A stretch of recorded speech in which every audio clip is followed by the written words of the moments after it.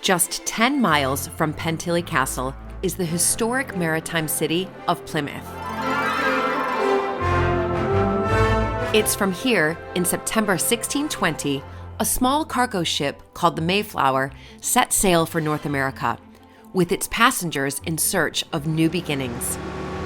400 years ago, these brave pilgrims decided to leave their lives here in England and set sail on the Mayflower in hope of a new life in America and in hope of that newfound freedom that they were looking for. And of course, they found it. And that is what America represents today, really, the land of freedom. I want to find out more about this extraordinary group of people who are looking for a new life, looking for that freedom, that imagination that they had, that there was something better out there.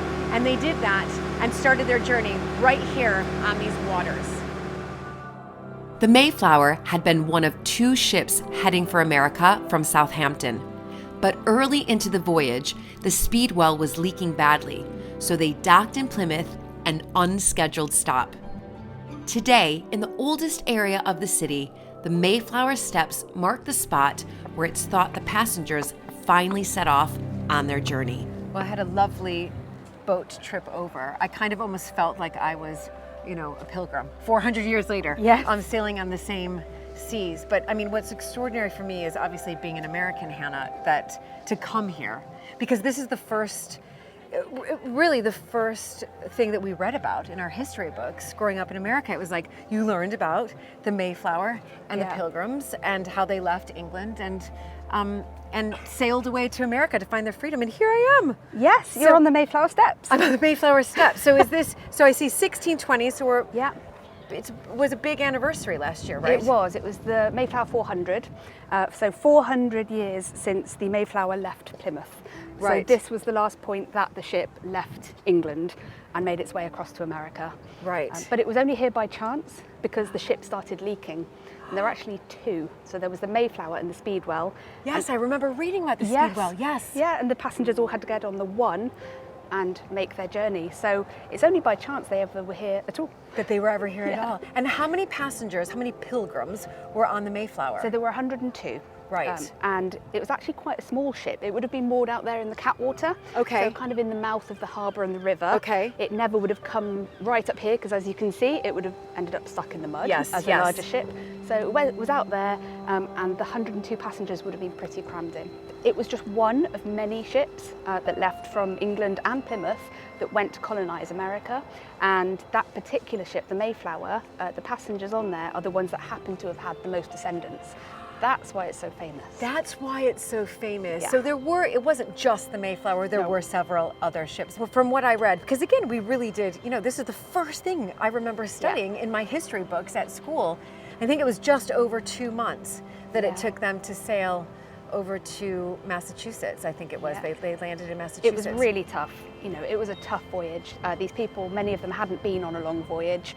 There were crew as well as passengers, and they didn't have much to eat. By the time they got there, they would have been exhausted, they were seasick, they were ill.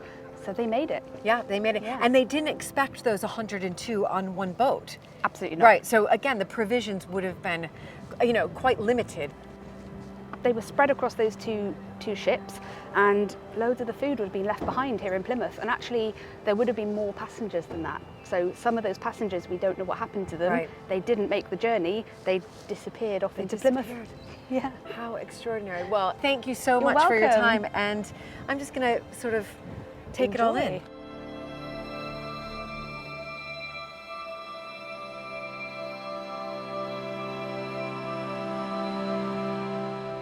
I hope you are having as much fun watching these episodes of American Viscountess as I am making them. It is so important to bring history to life and to celebrate these wonderful places. But we need your help as we rely entirely on the support of our patrons who help cover the costs of production. Please do join our community of supporters by becoming a patron at patreon.com/American Viscountess. Here you'll get early access to all the episodes as well as a lot of other behind the scenes benefits. I really look forward to seeing you there. I'm visiting the Mayflower 400 exhibition, currently on show here in Plymouth, to find out more about the conditions the passengers encountered on their voyage. Hello. Hello. Welcome to us. Thank you to have so you with much us. for having me here. Oh my gosh, It's it's a real treat. absolute pleasure. This is the Mayflower. It's a representation of the Mayflower. That's what it is. So we have to imagine it's much bigger than what we see here, but this is and we think of it as a really small cargo ship, Yes. which it was. But of course, coming in here, what we really wanted to do was for people to go, whoa, because actually this ship looms large in our imagination. absolutely it does. And that's important. So that's why we wanted it to be as impactful as it is. Yeah, no, and it really is, and you see, and what's interesting for me as the American is when I first laid eyes on this 2 seconds ago, you know, I did really think this is what it looks like in the textbooks, right? Right. Yeah, and at the start we experimented and we thought, could we do something more fancy and sort of make it perspex and project things on it? But then we thought, actually, people really want to get a sense of what it was like, what it may have been like. Right. And I have to say, there are lots of mays in there because the truth of it is, nobody really knows what it was like. So we're walking through here because for me personally, I mean, it is embedded in you. Yeah. And you think, oh my gosh, they've escaped England, you know, and they've gone to America and they've found this freedom. And I think that's somewhat true, but there were other elements, of course, around why they've left. That is it. That's so interesting. And in a way for us, telling this story here, because for you guys, it's a story of arrival. Yes. For us, it's a story of departure. And in a way, this exhibition, for us, is about teaching ourselves about not just the departure, but also learning more about the arrival and then the impact too. Yes, absolutely. And the arrival, which is, you know, of course, incredibly important, but also it's the journey in between. So that's because that's what you've done here as well. It's about these months on this boat. That consistently fascinates people. There's something about this journey across the Atlantic, 66 days, that really captures our imagination. The truth of it is, again, we know a few things about what happened on that journey. So we know that one guy fell overboard, John Howland, and was saved from the waves. We also know that one of the 3 pregnant women on board had her baby on board the ship. Right. Mid-Atlantic. So she called, it was a baby boy, she called him Oceanus, after, of course, the ocean that they crossed. Oh my goodness, how fascinating. So this is... Let's look at the space. By the way, you know, I have a fear of cows, and I'm a little bit claustrophobic. This wouldn't have been the voyage for you. I know. So On any level. Being on this ship, only 75 foot long, with 102 souls. Yeah, in a certain part of the ship. So what we tried to do was to sort of simulate the space that each individual would have. Fancy going in? Yeah, okay. Good luck. I mean, it's already giving me heart palpitations coming in here, just because, I mean, so this is it. This is generous. Oh my gosh, this is generous. How is it? I mean, it's very claustrophobic. And can you imagine being in this and then with this swaying ship? Yeah. And then with screaming babies and children going completely bonkers and limited food, I assume, because, you know, the Speedwell had to combine with the Mayflower. Yeah, and I think that's the other key thing about this. The ship left too late in the year. All of the local seafarers knew that this ship had to leave earlier in the year. It didn't. So of course it was traveling across the autumn. Oh. And so you get autumn Atlantic storms. Of course you do. Yeah, and a lot of the water was kind of coming in as well because it was kind of rickety. So I don't think this would have been an easy journey. And for how many days? 66 days at sea. Okay, no, count me out. I mean, I would have done my research beforehand 400 years ago, and I would have been like, right, okay, I do want to go there, but if it's going to be more than 2 months, and this is the space that I have, and there's limited food, and I get seasick and claustrophobia, I think I'll just stay in England. After 2 hard months at sea, the Mayflower finally arrived in America. Is that a...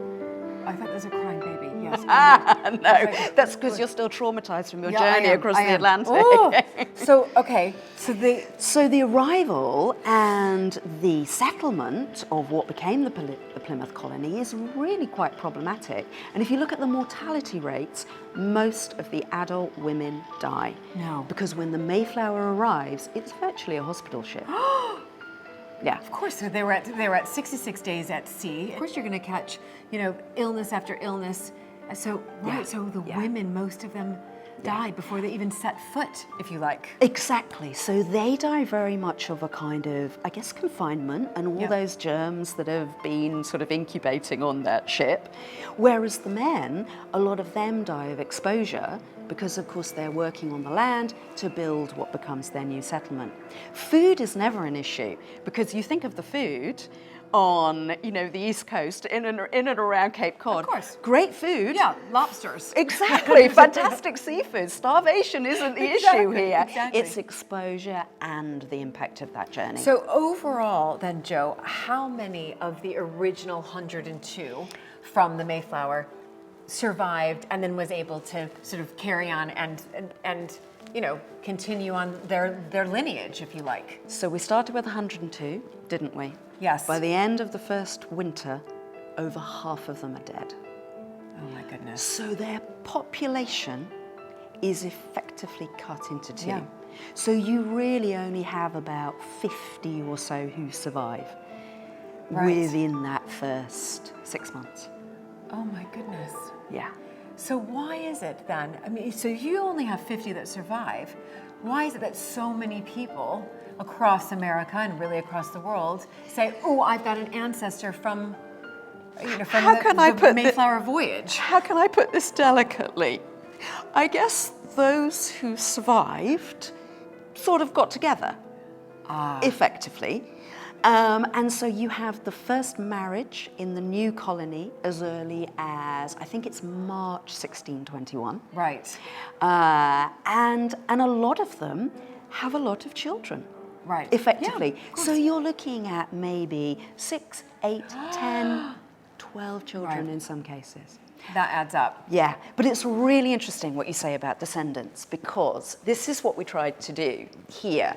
We tried to find and search out people who claim to have Mayflower ancestry today. Now, the suggestion is there could be anywhere between 20 and 30 million people who have that ancestry. So that's incredible.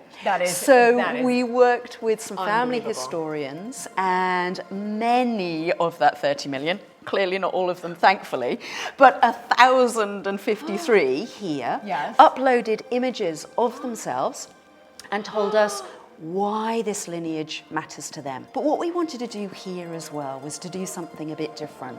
And so we asked Wampanoag tribal elders, so the descendants of those Native Americans who met those English arrivals in 1620, we asked them to tell us about their ancestry as well and what it means to them. Fantastic. So also on this wall, you have Wampanoag Americans telling us about their past, their history, and their connection to this story too. That is fantastic. I think if we've done one thing, what we really hope we've done is actually portray a shared history. Yes. Probably for the first time. Yes. Certainly here in England. Absolutely. Thank you, Jo, so much for sharing this with me, and your knowledge is just tremendous. So how wonderful. So thank you. Such a pleasure. Thanks for coming. Thank you so much. The coastline of Devon and Cornwall is rugged, and the seas here can be wild and unforgiving. 14 miles offshore from Plymouth, the Eddystone Rocks are a hidden danger to shipping. Smeaton's Tower is now an iconic landmark. In the 18th century, it revolutionized lighthouse design, guiding ships safely into port here in Plymouth.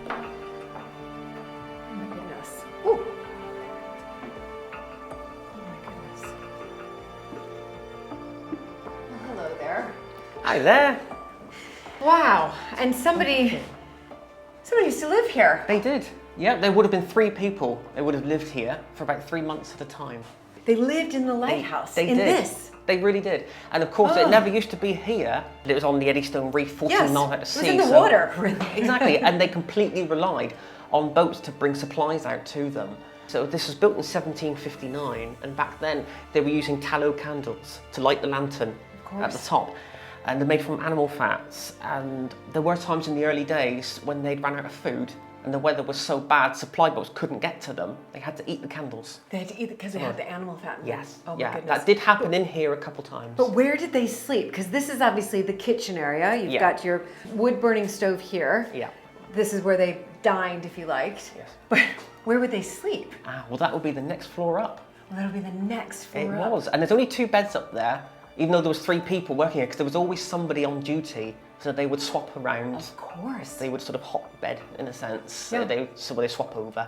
Right, there was somebody always on the lookout. When you get into the lantern room, there's 2 rings of the candelabras, so they could lower one ring, replace any candles, and then swap over, so there was always a light burning. But when the Pilgrims left on the Mayflower in September 1620, there was no lighthouse to warn ships off the rocks. The voyage was treacherous from the moment they set sail.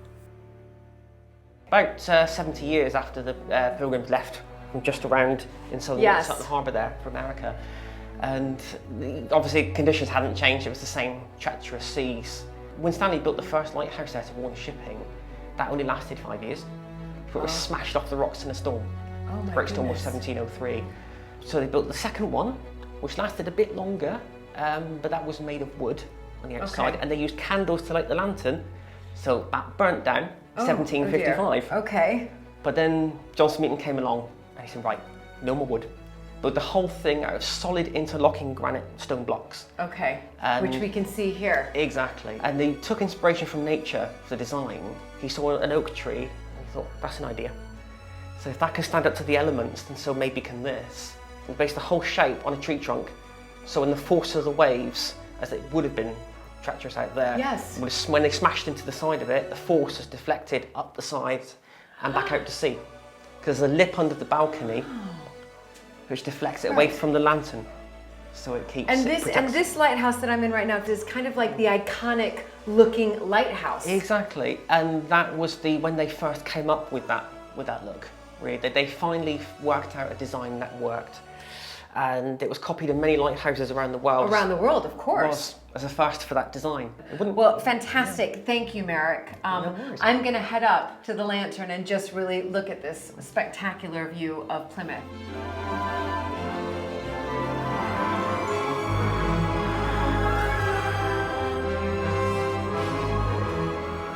I've made it to the top of the lighthouse, and it's not only a spectacular view here, but of course the sun is shining. Just seeing Plymouth from the top here, this historical maritime city, and how it's really evolved over the past 400 years from when the Pilgrims set off on the Mayflower. But for me in particular, you know, growing up in America, and the first thing I read in my history book was about the Pilgrims going on the Mayflower, but what I didn't really learn was about their personal journeys and what they went through for those 66 days and even beyond in those tight quarters with not a lot of food, surrounded by illness in order to get to their destination has been really revealing for me.